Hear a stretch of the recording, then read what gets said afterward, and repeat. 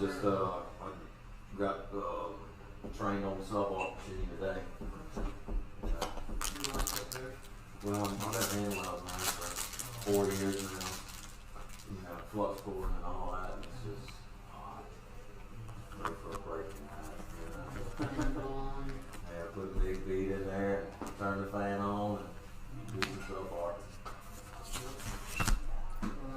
With a bucket over your head all day.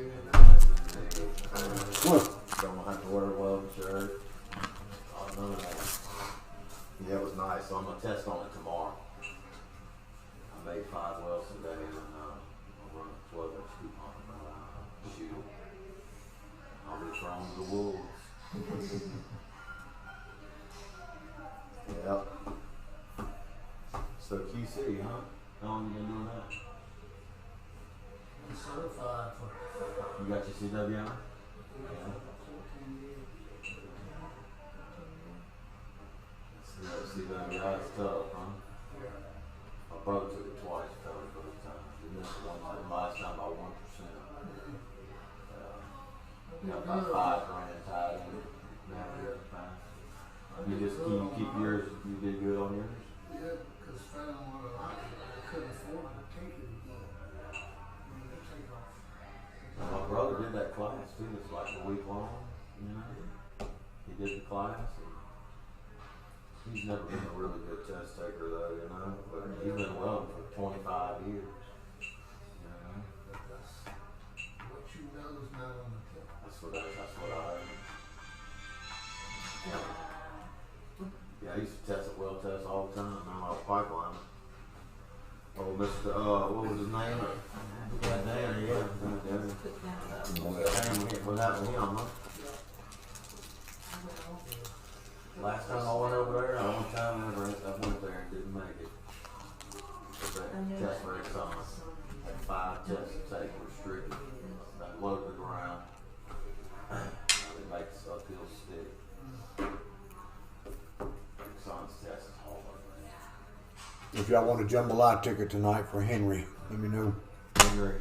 Yeah, I was going to ask you about that. Do you want me to try to sell some of those? Like, Yeah, if you want to. Because Where are they going to come to get it? Right here at Sportsman's Crossing? that Sportsman's where they're doing it. Yeah, How much are they? $7. I'm Cheap. gonna have to get some cash, so I'll have to get some. When is the day? What day is it on? Saturday next, Next Saturday? 21st. Yeah. I might just buy some and just donate or something. I don't know if I'll be able to get back over here that day. Well, I'll come down here. I got to pick up some. I'll just get them. Okay. Are you gonna have some of those at home, or are they gonna be here? These? Yeah. I've been packing them around, so I guess I'll have it Yeah, on. well, yeah, you keep What them. Tessa don't take, I'll have it on. Well, I'm gonna buy some from you. That's a nice family, man. What happened with him? He got shot. That's right. Yeah. Yeah, a guy that he'd been working him for about a month and a half. His Alcohol. well, yeah, doesn't speak the language, so. The guy who wrote his funeral? Well, yeah, same kind of guy. Yeah. Anyway, just a bad deal, guy. Where did he get shot at? Or right there, actually. Chipped his hip bone and messed up some things, but they tell him he's going to recover fully as long as the bone fragments aren't a problem. And so far, so good. What did they do to the guy that shot him? Well, he was arrested. I don't know what's happened to him since he's probably still sitting out there. Probably sitting in a cell all by himself. Yeah. Yeah. Yeah. Where'd Patsy go? Jehoshaphat. Her Bible's there, but she's not. She was going to watch some kids or something for a little bit. Oh, okay. Someone right outside the door. Yeah, she was sitting right there when I walked in, but she got up and left. She does that to me all the time. Just gets up and leaves me. You want me to go find her? No, that's okay. I'm not insecure without her. I can Well, I make was it. wondering what the problem was. You got that fountain running out there, huh? Yeah, fountain's good, huh? And, How are you Yeah. doing today? Turned out pretty fair. Good, good. I was happy. What's up, bud? Hey, Kevin. Are you logged on yet? Oh yeah, I'm on. Oh, alright. Yeah. Yeah, Yeah. 6:35. Yeah. Yep. So we're gonna start. We're gonna try to get. Go get my glasses. We're gonna get finished with Jehoshaphat tonight.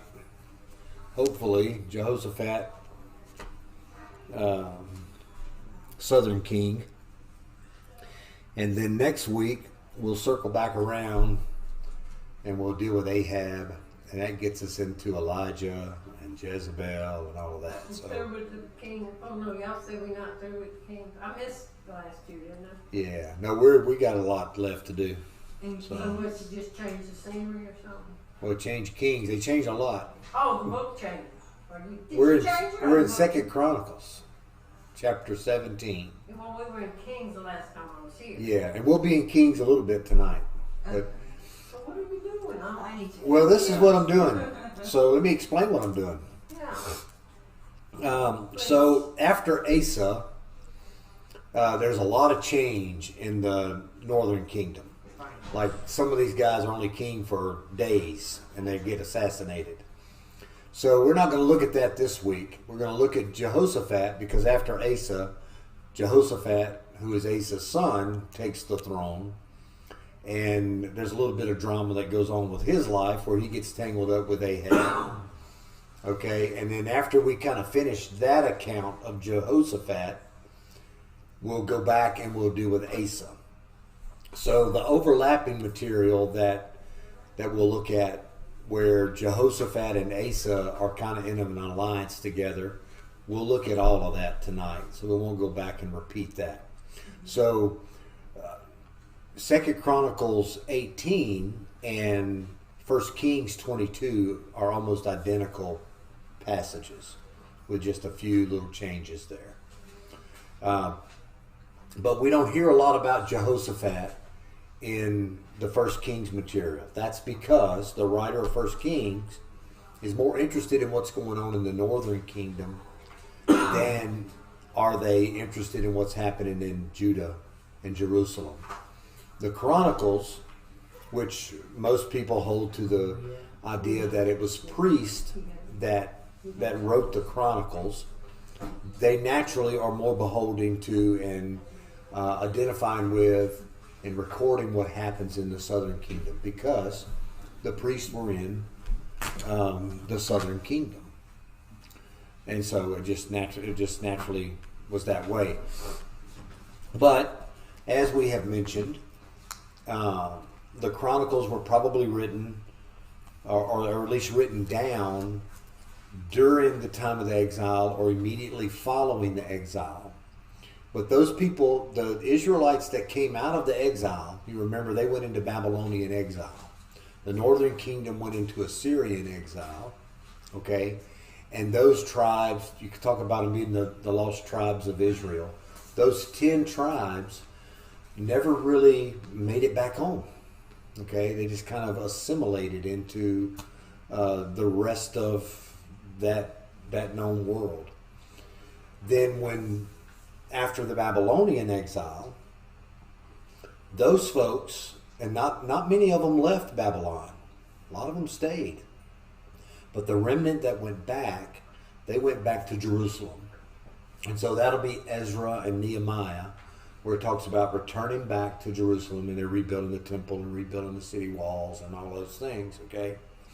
So the Chronicles really was written for that group of people that were going back home. And it's reminding them of their history and also teaching them along the way about what they need to do when they get back. All right? So the Chronicles instructs through narrative, through telling a story. And then when we get into Ezra and Nehemiah, it's much more practical things that are being done in order to stand up the city again. And when we get to that, eventually, then we'll go over that. So we're in 2 Chronicles 17. Now, there's some things that we'll talk about tonight. We'll look at 17 and 18, and probably 19. A lot of this stuff we can cover rather quickly, and then we will turn over to. Well, if we can get to 20, we might do 20 as well. If we get all of that done, that'll be a lot, really. Because we don't have to get to 1 Kings. There's not a lot there about Jehoshaphat other than the account that we'll look at in chapter 18, 2nd Chronicles. I know it sounds confusing because 1 Kings and 2nd Chronicles they don't follow the same chronological order, although they're dealing with the same events.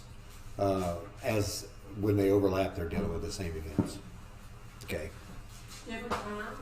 No, same times, just they were written down at different times and written by a different set of. It's believed that this is probably how it happened. Okay, there was no written account of any of this happening at the time. So during the exile, it became important, and as they interacted with these other countries, actually, it became important that this stuff be written down. Okay, so for many years, the only record they had is what they were telling each other. All right, so if I told a story about my life when I was 7 years old, growing up in Pine Grove, okay, so Ronnie would have some background into that because I could tell a story where me and Ronnie were growing up together. All right, so I could tell that story, and I could tell it in great detail, and then I could have you all discuss it amongst yourselves. You could go out and tell somebody what I told you, and then bring that person back and have them tell the story, and none of them are going to be the same. Right. Okay. All right. So what they did was a group of people would get together and they would begin to share what they remembered. Okay. And under the guidance of God and His Spirit would settle on what we have. Okay. And pretty accurate because over a period of in different locations, over a period of 150, 200 years, they're all pretty accurate. They're all, it's pretty much the same. Okay. So we can have confidence in that. Okay. It's not just one person's story. This is a collective. And it's a collective memory that God influenced through kings, priests, prophets, all those different ways. See? So we have it. And that's why there's different writings, and that's why they appear somewhat different. But one place where there's always variance is in Numbers. So in one, like in 1st or 2nd Kings, they may talk about an army being 150,000 big, and then in Chronicles it might be 750,000. And so a lot of people have a lot of arguments about that, but you can literally change a stroke on one of the writings, and you can change it from 150 to 750. No. So it's easy to do, and so those aren't the kind of things we want to get hung up on anyway. I've never had the Bible explained in this manner. Where basically, Aren't you glad you had me? well, I'm glad I heard it before I died. Me too. Been out here all these years and never heard it put together like that. Because That everything, what I'm getting in my head is that all the events were related but not related. But these were all events going on at the same time, Right. in different areas.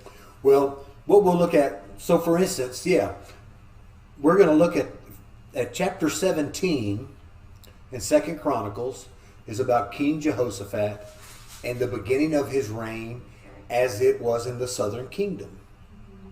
Then in 18, we'll see how him and Ahab get together, and we know Ahab's not a good guy. That kind of takes place in the northern kingdom. Okay, so it's described in what would normally be different ways, but it's remarkably similar, almost word for word similar.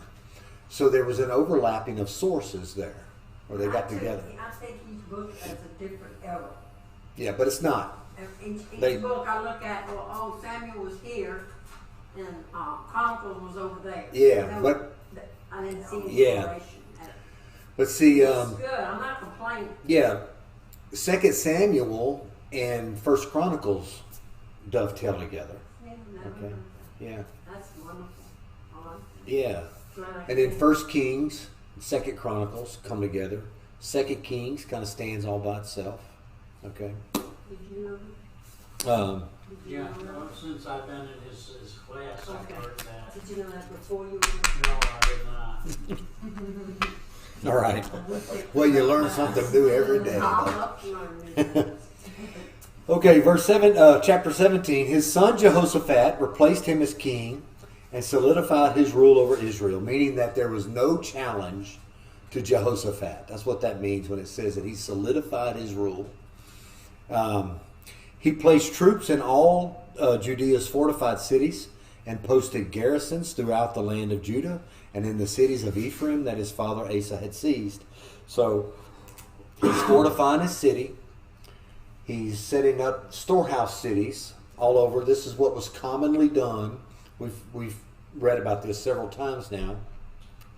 So in case an enemy attacked a portion of your country, you could retreat to a particular area and you had a fortified city that was stocked with food and everything you needed, see?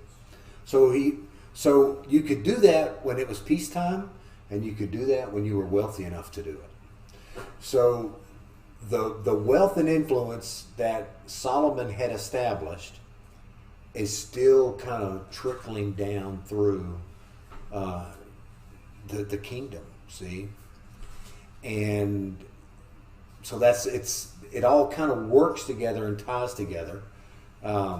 Even though Solomon disappoints us, and Rehoboam certainly disappointed us. We get to Asa, and Asa kind of levels everything out, and he passes that on to Jehoshaphat. Okay.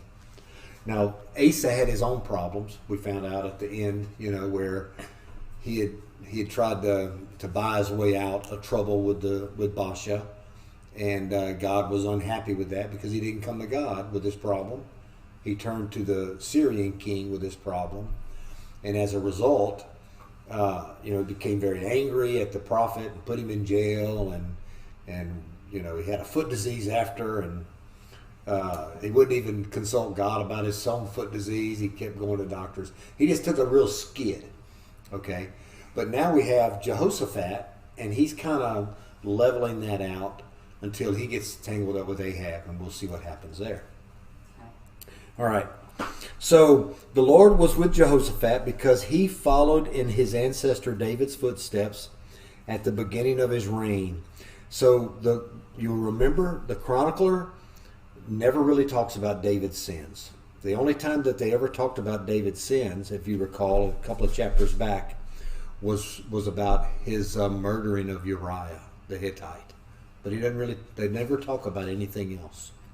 So that letting of blood was something that the chronicler could not abide at all. He said he did not seek the Baals, but instead sought the God of his ancestors and obeyed his commands, unlike the Israelites, meaning the Israelites in the north. So he sought God and he obeyed his commands. We talked about that, right? With Asa. Asa said in 2 Chronicles chapter 14, if you seek the Lord and obey his commands, then we're going to be okay. And as a result, they had rest or peace on every side. The Lord made his kingdom secure, just like he did Asa. All Judea brought tribute to Jehoshaphat, and he became very wealthy and greatly respected. So he's a good king, and the people are showing him that he's a good king. They're bringing him stuff, and as a result, he becomes rich, and he's also respected. He was committed to following the Lord, and he even removed the high places and the Asherah poles from Judah. Although we find out later in the first Kings account of Jehoshaphat, He didn't eliminate everything. But this is the way of the chronicler saying that he began it and it's actually finished later by his son. So he gets credit in the chronicler's mind. Let's see. He committed, verse 7, in the 3rd year of his reign, he sent his officials, Ben-Hail, Obadiah, not the prophet, a different one, Zechariah, not the prophet, a different one, Nathaniel, Micaiah, maybe the same prophet we'll encounter later, to teach in the cities of Judah. They were accompanied by the Levites, Shimei, Nathaniel, Zebediah, Ashel, and I can't say the next one, Jehonathan, Adonijah, Tobijah, and Adonijah, and by the priest Elishama and Jehoram. Okay, so this is what he's doing. Well, let me finish. They taught throughout Judah, taking with them the scroll of the law of the Lord. They traveled to all the cities of Judah and taught the people. So this is remarkable. This is the first time this has been done. This is something new. So Jehoshaphat, he gets his political leaders, that first list of people there, okay? And they're traveling with the priest, and they're going from city to city, and they're basically coming into town and say, hey, by order of the king, you're going to come listen to these priests, and they're going to teach you the law. So everybody got a Sunday school lesson. This is the way that worked. They just traveled from city to city and made sure that everybody in Judah and Benjamin and in the Ephraim hill country that Asa had captured from the north knew what the law said. And this is a good thing. He says, Asa said, if you seek the Lord and obey his commands, here what does he say? You sought the God of his ancestors and obeyed his commands. Same thing. But how do you know what to obey? You haven't had the law as a part of your everyday life for many, many years now. They haven't had teaching priests in the southern kingdom, and certainly not in the northern, for many, many years. Not since David had there been a teaching priest. If you recall, Solomon started out that way, but very quickly it all kind of denigrated into pagan worship because of his wives. So this has been several decades that the people had lost all contact with the law. And Jehoshaphat is making sure that that's reestablished. Now for us, that's the same thing. You've heard me say, and I know you've heard it said, if you're not studying your Bible, then how do you really know? How can you really know what God wants of your life? Is he speaking to you in your ears? Not very often. But if you're reading your Bible, and God's the same as he was yesterday, today, and forever, when his word is the word that created everything in the being, that came to save us from our sins, that offers us instruction, and all of those, if that's true, then this word here has everything we need. But if we're not paying attention to it and not giving it what we need to give it, then how will we ever really know what God expects of us? And that was what Jehoshaphat really was standing on. How can my people know how to obey God if they don't even know what he said? I'm sure the same way. We need to make sure that we know as best as we can. And it's a lifelong thing to know. The Lord put fear into all the kingdoms surrounding Judah. They did not make war with Jehoshaphat. So here we are. God says, you're doing this thing. You're directing the hearts of the people toward me. These are scared to death of you, is basically what that is. Some of the Philistines brought Jehoshaphat tribute, including a load of silver. The Arabs brought him 7,700 rams and 7,700 goats from their flocks. So here's the first time that we see that the Philistines the hated Philistines that had been their enemy all through Saul and David, and really right up until David's deathbed, elevating him in a way that the others were not elevated.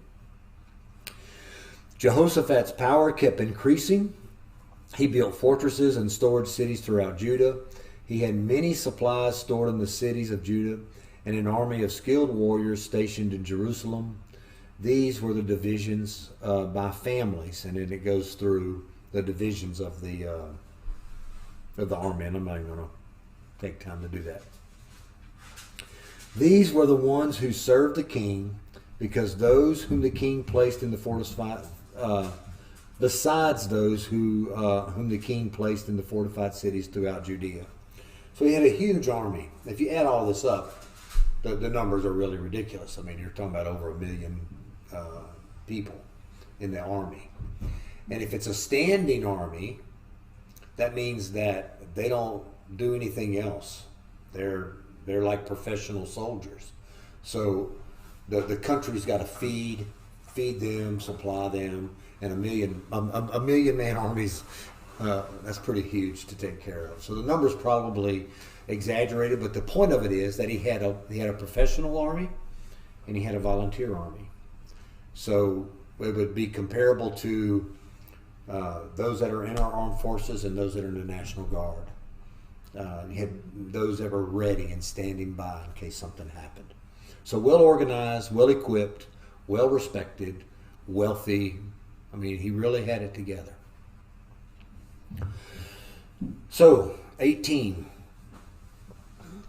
Jehoshaphat was very wealthy and greatly appreciated. Oh, by the way, this is where 2 Kings, if you could almost follow 1 Kings 22 and read the exact same words. That's how exact they are. In just a very few places does it change.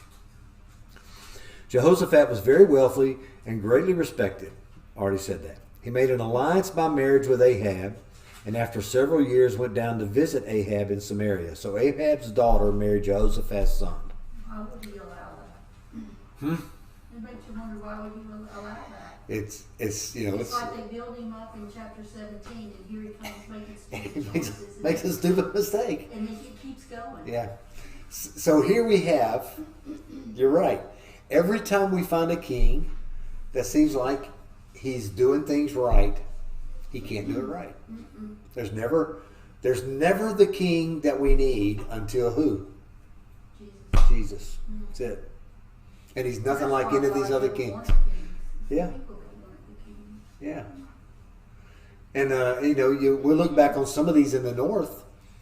They do bad, and even their own country people know they're doing bad. They assassinate them and do all these different things. They're bad. Nobody's ever good.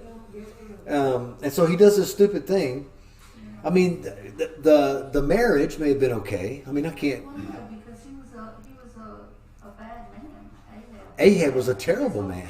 Yeah. So why would you allow a Yeah. God-fearing man to allow her to Well, interfere? that's exactly what he gets asked, isn't it? Well, I don't know. Yeah, later in the story. We're fixing to look at I it. don't remember it. And he says, after several years, he went down to visit Ahab in Samaria.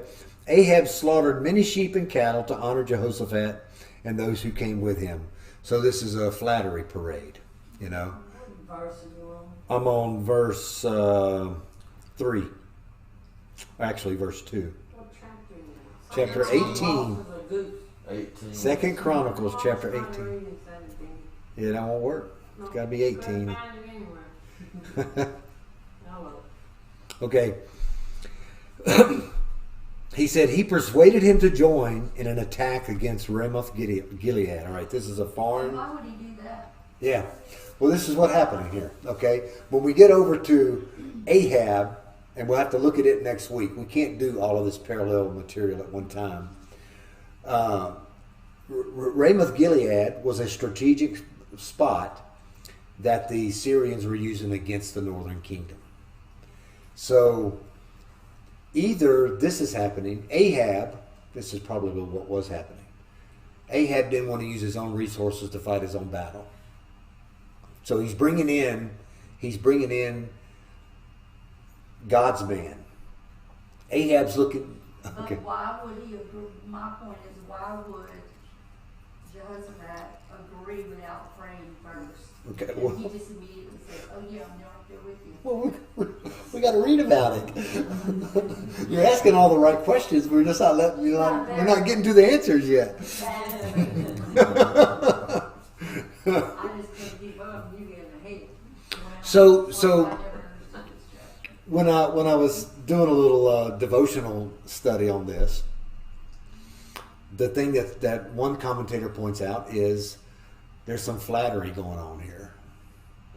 Ahab's flattering Jehoshaphat. Big party, lots of sacrifice. You've got the great army. Why don't you come over here and you join us, and we're going to take care of my trouble. And besides, you're my, you know, we're related of sorts. You know, my daughter's married to your son. You're my in-law. Come help me out. So it's all this stuff, and like Patsy says, all of those things. Well, they tend to matter to us. When family calls, we tend to want to help. You know, and sometimes we look at family and say, well, yeah, I know I probably shouldn't, but I am, because they're family. His family. It's a bit Well, different thing. No, it's different, but being flattered and the whole deal, he lost control. He lost control of his allegiances. And that's an important thing to remember.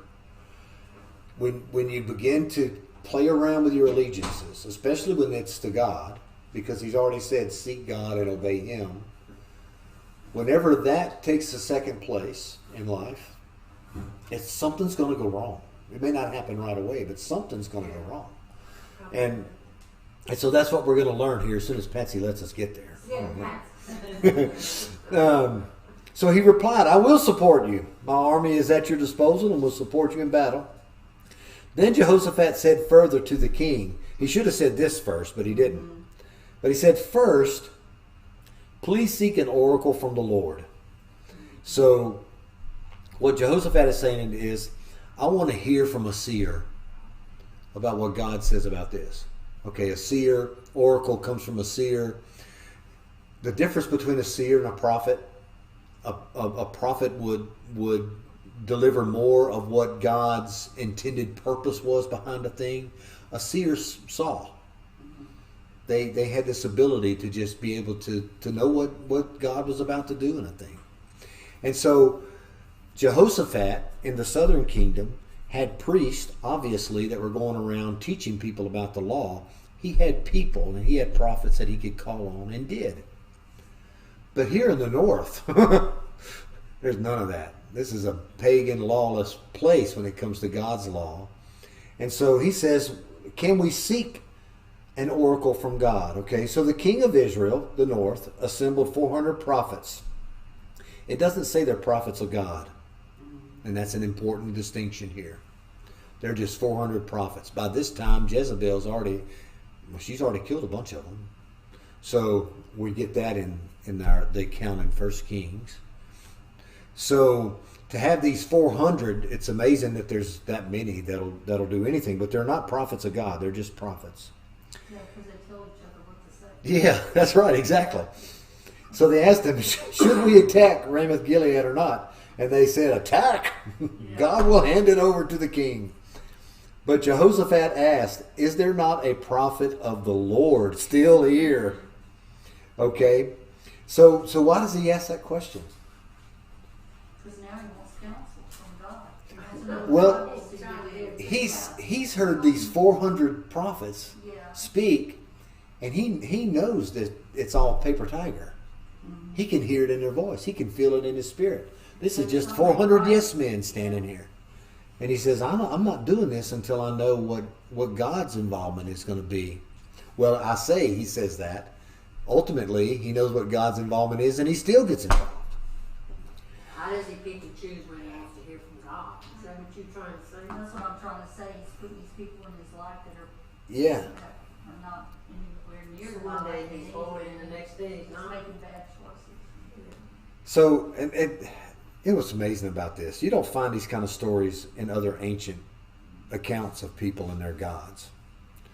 The Israelites, when they wrote all this down, they were brutally honest about their leaders and their priests and their prophets.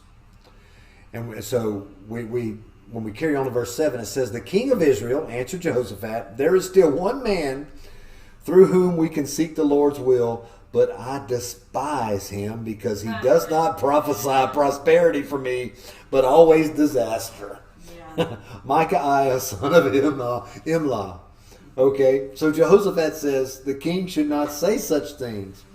The king of Israel summoned an officer and said, quickly bring Micaiah, son of Imlah. Okay, so he says there's one left, but I despise him because he tells the truth. Okay, he tells me the truth about what God's got planned for me. And so I keep him locked up, out of town. He's not even in town. They got to go out of town to get this guy and bring him to town. Okay? So the king of Israel and King Jehoshaphat of Judah were sitting on their respective thrones, dressed in their royal robes at the threshing floor at the entrance of the gate of Samaria. Okay. When was the last time you heard about a threshing floor? Yeah, threshing floor. Oh, in the First, okay. in the store. What is a threshing Yeah. floor? Threshing floors where they would gather up the wheat Yeah. and they would beat it on the floor. Oh, And as they okay. threw it, and they would have the chaff would blow away. They'd throw away the stalks, and what laid on the floor was the grain. Okay. Okay. And David, you recall, David took a census. All right, depending on his own military might rather than God's. Okay, he took a census, even though God had told him to take it. David used it for the wrong reason, and he sent an angel that sent a plague across the country, and people were dying. And David met the angel on the threshing floor. I can't remember whose threshing floor it was. And he prayed to him to stop. That he was the one that had brought this upon the people. And he was to be the one that suffered. And God told the angel to stop, and he stopped. So David, he seeks God in it, in the trouble that he has, okay? And it worked. God listened to his prayers, stopped, and David ultimately bought that threshing floor, and it ultimately became the site upon which the temple was built. So this threshing floor became enshrined in the temple. Okay? So now we're on a threshing floor, and the two kings are sitting there, and they are asking again, what is God going to do? It's just as David knew what God was doing and asked for him to stop. Now they're there wanting to hear from God again. Different threshing floor, but the scene is kind of the same. There'll be another threshing floor later in the prophetic writing that's symbolic. So when we don't understand the symbolism unless we really grasp these two, and that's what we're doing. So they're sitting there, and at their entrance to the gate of Samaria, we'll learn next week, Ahab his Omri bought the city of Samaria to make it the capital. So they're sitting in the capital city. All the prophets were prophesying before them. So these 400 people are still saying, yeah, go get them. Zedekiah, who's kind of the lead one, son of Kenahah, made iron horns and said, this is what the Lord says, with these you will gore Syria until they are destroyed. So the iron horns, anybody recognize the symbolism? We'll find it again in Ezekiel and Daniel. The iron horns mean strength, and so you're going to have strength over these Syrians. All the prophets were prophesying the same, saying, attack Ramoth Gilead. You will succeed. The Lord will hand it over to the king. Now the messenger who went to summon Micaiah said to him, look, the prophets are in complete agreement that the king will succeed. Your words must agree with theirs. You must predict success. Yeah. So this guy's coaching. Yeah, he's coaching him. He says, look, we got 400 guys saying the same thing. All you need to do is just say the same thing. But Micaiah says, as certainly as the Lord lives, I will say what God tells me to say. This is why he's the last one, because he's not listening to anybody but God. So Micaiah came before the king, and the king asked him, Micaiah, should we attack Ramoth Gilead or not? And he answered to him, attack! You will succeed. They will be handed over to you. So he says the same thing in a very, well, maybe sarcastic way, or maybe in a way that says, yeah, go ahead and attack because they're going to kill you, and that's what I want anyway. We really don't know what his intent is, but he's being sarcastic. Yeah, I'll say what you want me to say. But see, everybody's able to see through the shallowness of the others, and now his shallowness, everybody's able to see through it too, and they want to know the truth from this guy. What a reputation to have, huh? Mm-hmm. When everybody else is speaking one way, and it's like E.F. Hutton. When E.F. Hutton talks, everybody listens. You remember? Yeah, Remember the old commercial? Yeah. Well, this is like, he's the E.F. Hutton of his day. Talks in riddles to him. Well, I see you without a shepherd. Yeah. Figure it out. yeah. So he's pretty clever about the way he does this because it's prophetic and it's also an oracle that he sees what's coming. Yeah. So he came before the king, and the king said to him, how many times must I make you solemnly promise in the name of the Lord to tell me only the truth? So the king even says, he can see that this is all kind of a charade by Micaiah. So he replied, I saw all Israel scattered on the mountains like sheep that have no shepherd. Wow. Yeah. Heard that before? Yeah. That's what Jesus says, right? Yeah. Then the Lord said, they have no master. They should go home in peace. Meaning that there's no king here. You think you're a king, but you're not a king. They should go in peace. The king of Israel said to Jehoshaphat, did not tell you he does not prophesy prosperity for me, but disaster. And so Micaiah says, that being the case, listen to the Lord's message. The Lord's message. I saw the Lord sitting on his throne with all the heavenly assembly standing on his right hand and on his left. So here's this divine council scene that we have in Job and that we have in several places in the Pentateuch, the first 5 books of the Bible. We see it again in Isaiah. We see it again in Revelation. This becomes an important theme throughout every kind of event that God is, well, not everyone, but a good many of them, where we're able to get a glimpse into how God is operating in this realm we can't see. Okay? So he says, I saw the Lord sitting on his throne and all the heavenly assembly standing on his right and on his left. The Lord said, who will deceive King Ahab of Israel? So he will attack Ramoth Gilead and die there. One said this and the other said that.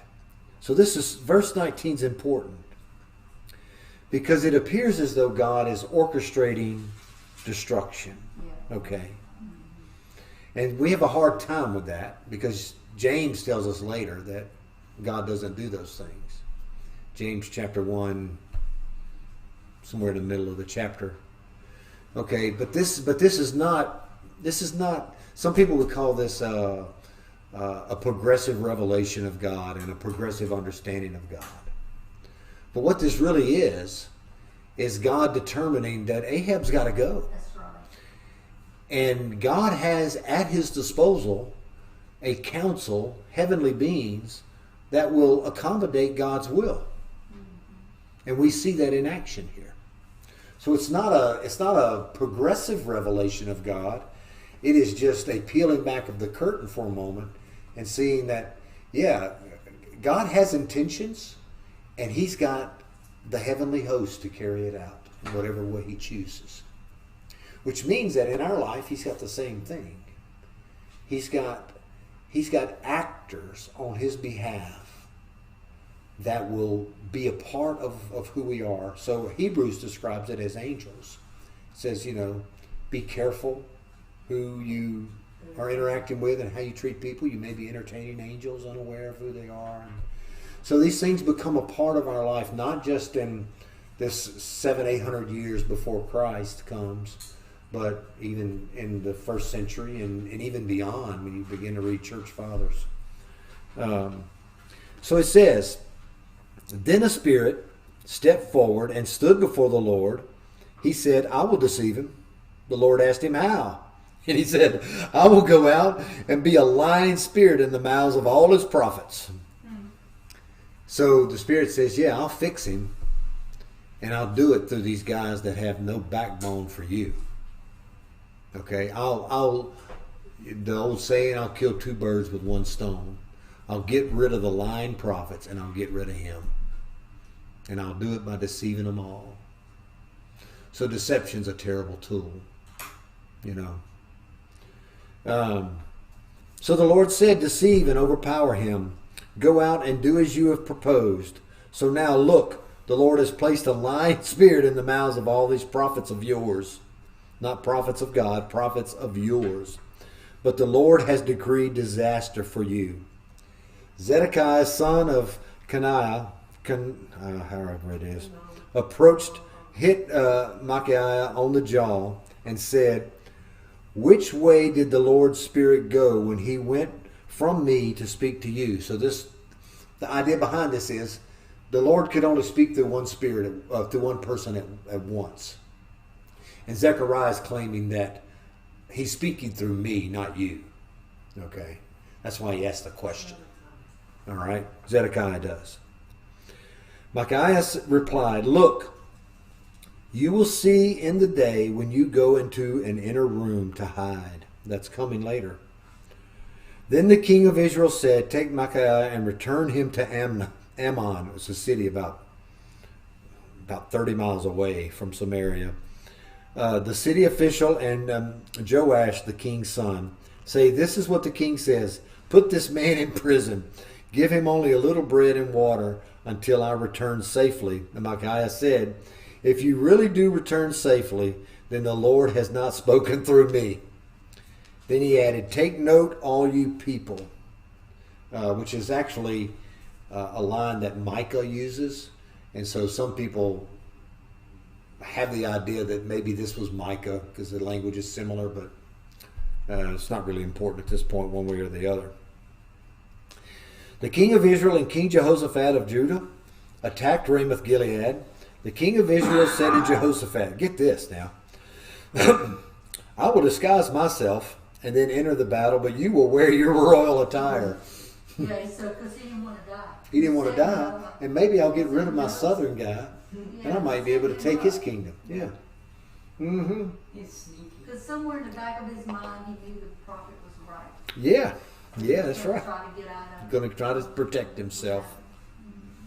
So the king of Israel disguised himself, and they entered the battle. Now the king of Syria had ordered his chariot commanders, do not fight common soldiers or high-ranking officials. Fight only the king of Israel. So what he's saying is, don't waste your resources and energy on the foot soldiers. Just go straight for the jugular. Let's take the main guy out. Okay? When the chariot commanders saw Jehoshaphat, because he's dressed in his royal garb, they said, he must be the king of Israel, but he wasn't. The king of Israel was hiding. So they turned and attacked him, but Jehoshaphat cried out. The Lord helped him. God lured them away from him. So in the midst of all that he's doing, something is revealed about what's still here for Jehoshaphat. He cries out, and obviously he cries out to God, because God responds. As quickly as God had responded to the Spirit's request to go out and confuse, he is as quick to respond to Jehoshaphat's need, and he is rescued. They turned and attacked him, but Jehoshaphat, the Lord helped him. God lured them away from him. When the chariot commanders realized he was not the king of Israel, they turned away from him. So something about the whole scene let them know that this way we're after the wrong guy. We don't know how that happened, but obviously the only person that's involved in this whole scene other than Jehoshaphat is God. So God reveals to them, to their pagan hearts, the truth about what's going on, and they understand it. Now an archer shot an arrow at random, and it struck the king of Israel between the plates of his armor. Isn't that crazy? I'm just going to fire an arrow. Yeah. I think I'll just shoot one off. God's gonna bring it right where it belongs. Huh? Yeah, and it just happens to go in between the plates of his armor. Okay, so where that is, it had a plate that hung off here, and then the plate came around the back, and the plate came around the front, and it covered the one down the side. So it had to get right there in between. Okay. Yeah. So the king ordered his charioteer, turn around and take me from the battle line, for I am wounded. While the battle raged throughout the day, the king of Israel stood propped up in his chariot opposite the Syrians. He died in the evening as the sun was setting. Exactly what Micaiah said was going to happen that day. When King Jehoshaphat of Judah returned home safely to Jerusalem, the prophet Jehu, son of Hanani, confronted him. He said to King Jehoshaphat, "Is it right to help the wicked and be an ally of those who oppose the Lord?" So Patsy's finally getting her question answered. The prophet shows up and says, "How could you have ever imagined this to be the right thing? They're your brother, but they are apostate. They are infidelitous to God." And we find something here that's very important, that is a thread that runs all the way through Scripture. When we choose to have a life that is infidelitous to God, that where our fidelity no longer belongs to Him, then we're no longer His. It's just like the prophet told Asa, if you seek Him, God Himself will allow Himself to be found by you. But if you reject Him, He will reject you. So there's no guarantees. Things change, and we cause them to change. See? Yeah, Joseph could have done it the other way. He could have not followed out for God. Yeah. He could have stayed. He said, "Oh well, I should have went to God first, or accepted the consequences." Yeah. And So, And as soon as Ahab said, "Hey, why don't you join me in attacking Ramoth Gilead?" he could have said, "You know what? I got to talk to God about that." or when your son comes and says, "Let me marry his daughter." Yeah. Hold up. Wait a minute, dude. Yeah, back up. Yeah. So he said, because you have done this, the Lord is angry with you. So the anger of God is in place. All right, so we know that exists. And you know, the old Jonathan Edwards sermon. Anybody ever read Sinners in the Hand of an Angry God? It's a powerful sermon to read. And so that's where he is. He's a sinner in the hands of an angry God. And what is God going to do? And all that there is to do at this point in our history with God is what is done. He says, "Nevertheless, you have done some good things. You removed the Asherah poles from the land, and you were determined to follow God." So how does the anger of God dissuade? How does it become diffused? And there's two things that we find out here, and it's answered by the prophet. One is things that were idolatrous in the lives of you and your people. You were active in removing those things. So we all have that. When we have these idolatrous things that stand between us and God, no matter what they are, they can be little, they can be small. But the point is that we are attacking those things. We're eliminating those things one by one, going through the countryside of our life and finding where they are, and we're smashing them and tearing them down and burning them in the Kidron Valley. Okay, and then the other thing that he says, "And you were determined to follow God." So you are eliminating there's a positive and a negative, and we find this a lot in the Old Testament. There's a negative thing that you're doing. You're having to destroy something that is causing you problem. But then there's this positive thing that you're doing.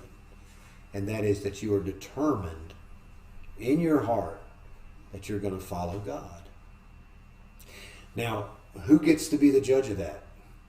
From us looking on the outside, we would say Jehoshaphat made a tragic error and a mistake.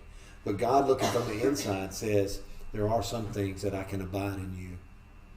And I will let my anger pass.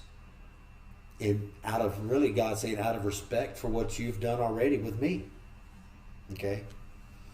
Now we get to the New Testament, and God's anger is satisfied in what Jesus is willing to do. His determination, okay, to follow God, and His determination to eliminate sinfulness, not just from a person's life. He was sinless, but from all the world. So we find the same kind of behavior toward Jesus that God exercises toward Jehoshaphat. He's consistent. He's the same then. He's the same now. This is how He chooses to operate. But there has to be that. Now, we know how often we fail at that. Okay, so we can go and ask forgiveness. And that forgiveness is bountiful. I mean, we find the word hesed in the Old Testament talking about this loving loyalty that God has toward us, and that's what He's asking back from us. He offers hesed, and the ultimate life we have with Him is to give that back, and that's what's happened. That's the description that we have here. Now, you were talking earlier about the council of the angels, where you were saying that in verse 19, the Lord doesn't go ahead and destroy things, or how did you do that? No, in James, there's the idea that the reason why that this passage troubles people because God is active in bringing about a terrible thing. Okay. But didn't he in Samuel 15? Didn't he go ahead and order the Amorites to be? The Amorites. Amorites Yeah, they were to be wiped out. to be Yeah. wiped out? Yeah. Wow. Yeah. Yeah. And then So why did he do it, that? he Because got God, Saul failed at that. He brought back the king, and he brought back all the stuff. And the reason why God said that is because they have yet to pay for what they did to you, or my people. But He was speaking to His Israelites, what they did to you in the wilderness. Okay, so for God to wipe them out is a pretty strong commentary on the utter depravity. In fact, he can wipe them out because He does not find in their existence any desire to remove idols from their life, and their hearts certainly weren't turned toward His. So they got to go. Sounds harsh, right? Yeah. That's exactly what we're expecting in the new heaven and the new earth. I was gonna So say it's not harsh. In Revelation. Yeah, it's not harsh. It's a reality of God that says that your heart has to be turned to mine. If your heart is not turned to mine, yeah, and so it's you got to go. It's not that He wants you to go. He loves you. He loves the sinner that is lost as much as He loves the saint that is saved. There's no difference in that. But you can't hang around and be like this. It's hard. Yeah, same thing today. It doesn't change. It doesn't change. And in a lot of ways, man, I just well, y'all got me going here. I got to look up something. Revelation chapter 3. I don't want to get too much into this because it's a whole 3 hours probably.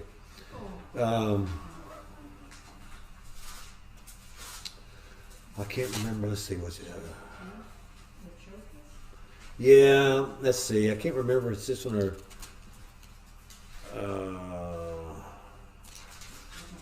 To the angel of the church of Sardis, I think it's in the first church that's mentioned in 3. Write the following. This is a solemn pronouncement of the one who holds the 7 spirits of God and the 7 stars. I know your deeds, that you have a reputation, that you are alive, but in reality you are dead. Wake up then and strengthen what remains that is about to die, because I have not found your deeds complete in the sight of my God. Therefore, remember what you received and heard, and obey it and repent. If you do not wake up, I will come like a thief, and you will never know at what hour I will come against you.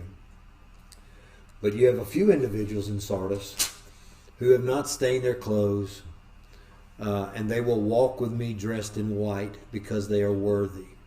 The one who conquers will be dressed like them in white clothing, and I will never erase his name from the book of life, but will declare his name before my Father in heaven. The one who has ears had better hear what the Spirit says to the Lord. So, what he is saying here, This is your last chance. I will never erase these particular people. So the question arises, what names would he erase? See? And so what we find in the Old Testament is that the Old Testament is filled with God's elect people, right? The people of Israel. God chose them. Out of all the peoples, you were the least of all the peoples. But I chose you, and I brought you up out of the land of the Chaldeans, and I've brought you out of slavery, and although you were the least, I made you the greatest. So these were obviously a chosen group of people, but here they are, and they're not behaving like chosen people. Ahab is a Hebrew, but But even in that verse in Revelation, it says that those that have not soiled their clothes, meaning those that have been fidelitous to God. exactly. What about those of the elect that have not been? See, that's my point. I don't want to wade into that, because here in the Old Testament we find that this ultimately is the problem. They have no fidelity toward God, and they wind up in exile. Everything about being chosen, everything about being the elect is crushed. There's no land, there's no genealogy left, there's nothing left that they would consider to be what it meant to be an elect of God, except what is left. This remnant that has never allowed their hearts to turn away from God. And they go back to Jerusalem, and they establish again, for lack of a better way to describe it, the geology and the genealogy that God had intended from the beginning, and which he uses to carry forward the ultimate arrival of Jesus. That sets all of that right. So I don't want to wait out there and say that Jesus was unable to correct the misfortune and wrongs of these elect. Okay? But I don't want us to at the same time use the idea of the elect as some formula that we've worked out to where, well, I'm bulletproof, and so I can behave any way I want to behave. Because that's what happens. That's an example of him right there. You can't act the way Yeah. you want to. But a lot of Christians do. I mean, let's face it. There's a lot of Christians that believe, hey, I'm the elect of God, and there's that he can never take my name out of that book. Well, wait a minute, it's God's book. Yeah, he can do what he wants. And when he starts talking about erasing, not erasing, well, does that mean that he does erase? Well, it's something that we have to consider as we live our faithful lives before God, because we don't want to deceive ourselves. We don't want to deceive ourselves into believing that there's something about our life that says I can just treat God in any manner I want. And yet we have a lot of that today. We've had a lot of that for a long time. The Catholic Church will tell you ever since the Reformation we've had a lot of that. The Reformation will tell you ever since the 3rd century we've had a lot of that. You know, and one of the reasons why is we just aren't we just don't understand the concept of being elect. And here we have a chance to explore some of that as we move through these chapters. Does that make sense? Yeah. Yeah. Okay, we got a little bit of time. People assume a lot. So Jehoshaphat does this other wonderful thing. In verse 4 of chapter 19, he says, Jehoshaphat lived in Jerusalem. He went out among the people from Beersheba to the hill country of Ephraim and encouraged them to follow the Lord of their ancestors. So now he's going out. He's had this personal experience that really could have cost him his life, could have cost him his kingdom. And he's going around and he's encouraging people to follow the Lord God. He appointed judges throughout the land and in each of the fortified cities of Judah. He told the judges, be careful what you do, for you are not judging for men, but for the Lord, who will be with you when you make judicial decisions. Respect the Lord and make careful decisions, for the Lord our God disapproves of injustice, partiality, and bribery. Now here we have a source here that's probably post-exile, because so much of what was wrong about their life in exile was that they had suffered injustice, partiality, and there was bribery going on. They were, those that could were buying their way into what they wanted and what they needed. So here he is saying to these judges, I'm gonna kind of like Moses, I'm going to establish these judges that will hear your cases, all right? But remember, you're not doing this for anybody. You're doing this for God. So the way that you're going to create an environment in our nation where who we are as individuals living together, the way that is going to honor God is going to be determined by how well you judge their disputes, so that it does honor God. Does that make sense? Mm-hmm. Okay. So when I marry two people, I tell them that the key thing about being married is that you lift one another to God. If you're constantly doing that, you're going to avoid a lot of problems. Okay, if that's just what you're doing. Well, that's what he's telling these judges.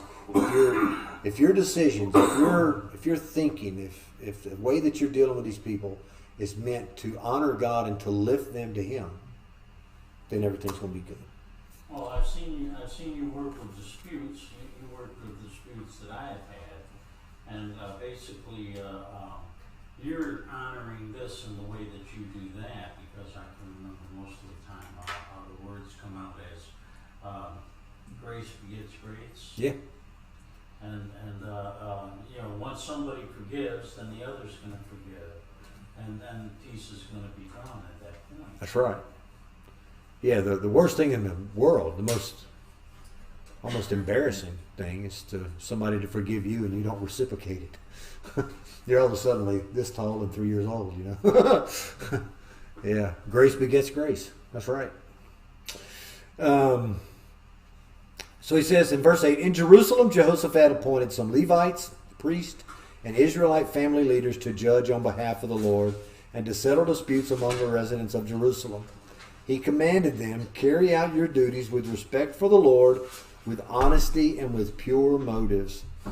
Whenever your countrymen who live in the cities bring a case before you, whether it involves a violent crime or other matters related to the law, commandments, rules, and regulations, warn them that they must not sin against the Lord. If you fail to do so, God will be angry with you and your colleagues. But if you obey, you will be free of guilt.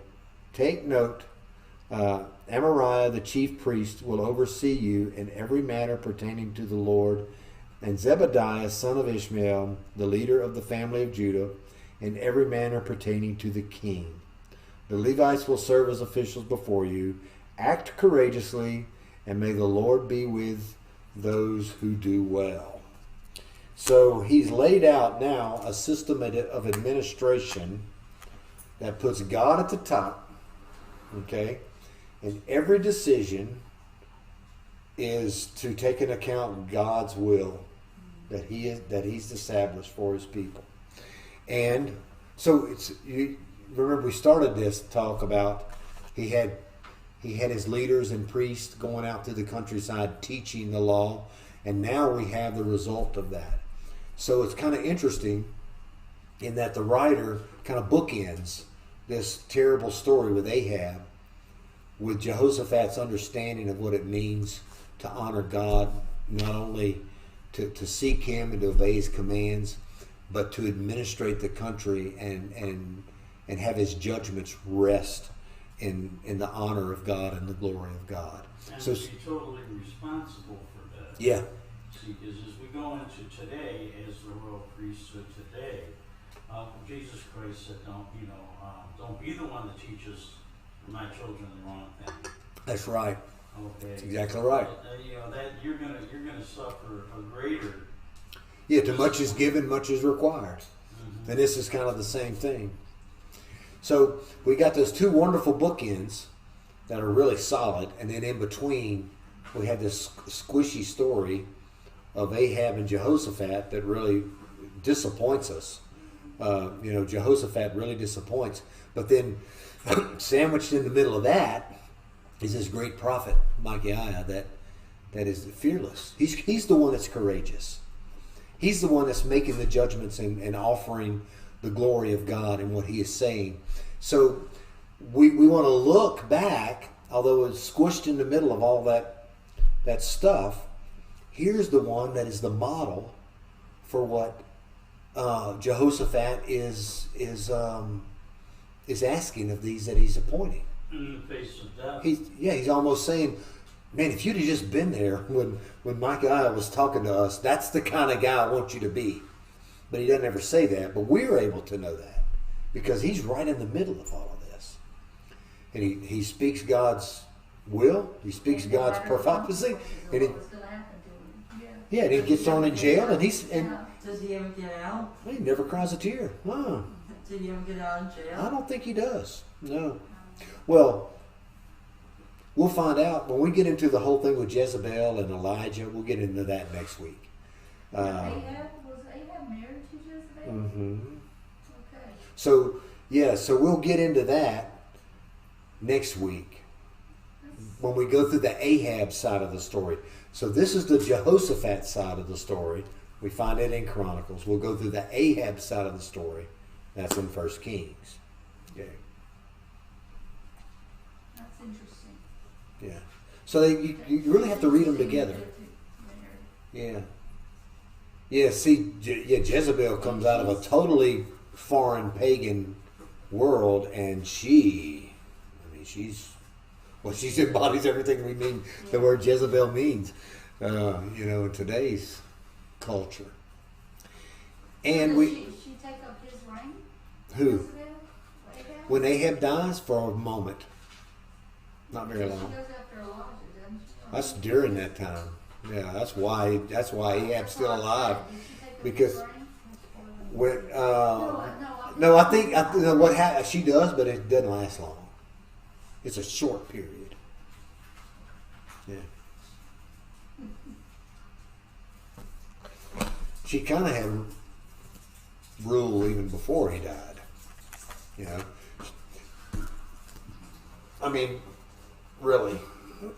That's pretty, in itself, for a woman to be, have any clout at all, much less to be a evil woman, and men fear her.